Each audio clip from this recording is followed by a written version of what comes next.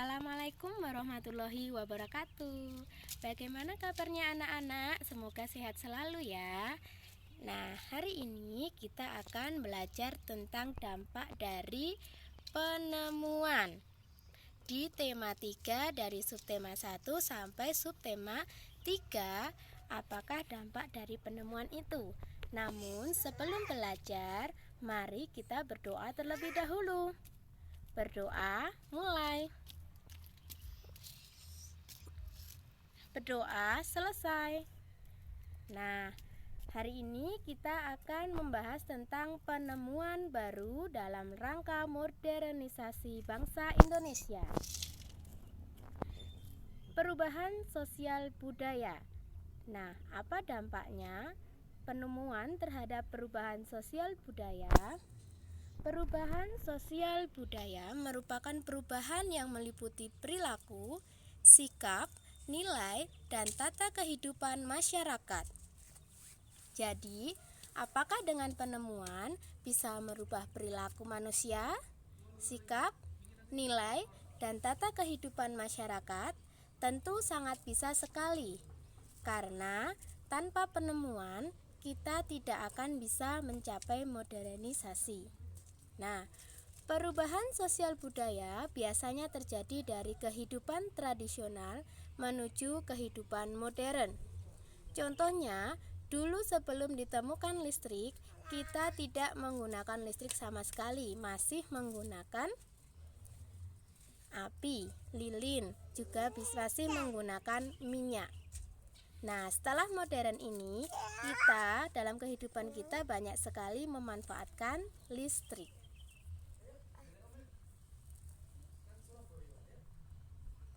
Selanjutnya, perubahan sosial budaya. Salah satu penyebab terjadinya perubahan sosial adalah penemuan baru di masyarakat, baik di masyarakat Indonesia maupun masyarakat dunia. Penemuan baru bisa membawa pengaruh besar terhadap perubahan sosial budaya yang ada di dalam masyarakat. Penemuan-penemuan itu tentunya bisa memudahkan kehidupan manusia. Apakah kalian merasa dimudahkan dengan penemuan itu? Nah, ayo lanjut ya. Contoh perubahan sosial budaya. Contohnya, sebelum ada listrik, manusia melakukan kegiatan sehari-hari dengan cara sederhana atau tradisional. Nah, setelah listrik ditemukan, manusia dapat melakukan kegiatan sehari-hari dengan lebih mudah. Gambar di samping merupakan rangkaian listrik ya. Ini tiang listrik, kabel semuanya sudah terpasang, kalau dahulu belum ada. Contoh perubahan sosial budaya. Sebelum ada listrik, untuk penerangan, manusia masih menggunakan lilin atau lampu teplok. Namun, setelah listrik ditemukan, manusia menggunakan bola lampu untuk menerangi ruangan. Nah, selain itu contohnya lagi, penemuan dalam bidang komunikasi yang tentunya sudah sangat kalian manfaatkan sekali, yang dapat menghubungkan antar manusia di berbagai wilayah. Telepon memudahkan manusia dalam berkomunikasi tanpa dibatasi jarak dan waktu. Contohnya seperti saat ini, walaupun kita berada di tempat jauh, belajar secara daring, tapi masih bisa bertatap muka melalui telepon atau smartphone. Nah, kemudian contoh perubahan sosial budaya yang lainnya di bidang transportasi seperti mobil, sepeda motor, bus, kereta api, kapal laut, dan pesawat terbang. Dahulu banyak orang-orang yang berjalan kaki, bahkan mereka membuat alat transportasi dari kayu. Nah, kalau saat ini kita sangat bersyukur ya, karena di bidang transportasi kita sudah ada mobil, sepeda motor, bus, kereta api, kapal laut, dan pesawat terbang. Nah, Penemuan-penemuan tersebut membuat masyarakat dapat bepergian kemana saja dan kapan saja. Kebutuhan menggunakan alat transportasi merupakan contoh perubahan sosial di masyarakat.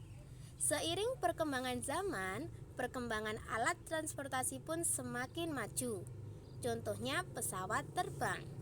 Nah, alat transportasi pesawat terbang ini mampu menempuh jarak jauh dalam waktu cepat. Apakah kalian ingat siapa penemu pesawat terbang dari Indonesia? Nah, dia adalah B.J. Habibie, Presiden Indonesia yang ketiga. Beliau lahir di Parepare, Sulawesi Selatan, tanggal 25 Juni 1936. Bapak Habibie dijuluki sebagai Bapak Dirgantara Indonesia karena mengembangkan industri pesawat terbang seperti pesawat CN-235 dan N-250. Penemu teori keretaan pesawat, dan beliau dijuluki sebagai Mr. Crack. Nah, perubahan sosial budaya masyarakat apakah yang terjadi setelah adanya iptek, yaitu berbagai peralatan memanfaatkan teknologi seperti televisi, komputer, smartphone, dan internet. Dampak-dampak atau perubahan ini bisa positif juga bisa negatif. Contoh dampak positif kemajuan iptek adalah informasi dapat diperoleh dengan mudah dan cepat, komunikasi dapat dilakukan dengan mudah tanpa terhalang jarak, sumber belajar dan sumber pengetahuan semakin banyak. Namun, selain dampak positif juga ada dampak negatifnya. Apa itu? Yaitu masuknya budaya yang tidak sesuai dengan budaya bangsa. Kurangnya interaksi secara langsung antar manusia karena lebih menggunakan internet atau telepon. Banyak tayangan televisi yang tidak sesuai umur dan memuat informasi yang tidak bermanfaat. Oleh sebab itu, Buis harap kalian bisa memilah-milah dan bisa menggunakan iptek secara positif dan menghindari hal-hal negatif. Selanjutnya, dampak positif perkembangan transportasi. Perjalanan transportasi semakin nyaman. Kita tidak perlu berjalan kaki untuk menempuh jarak yang lebih jauh.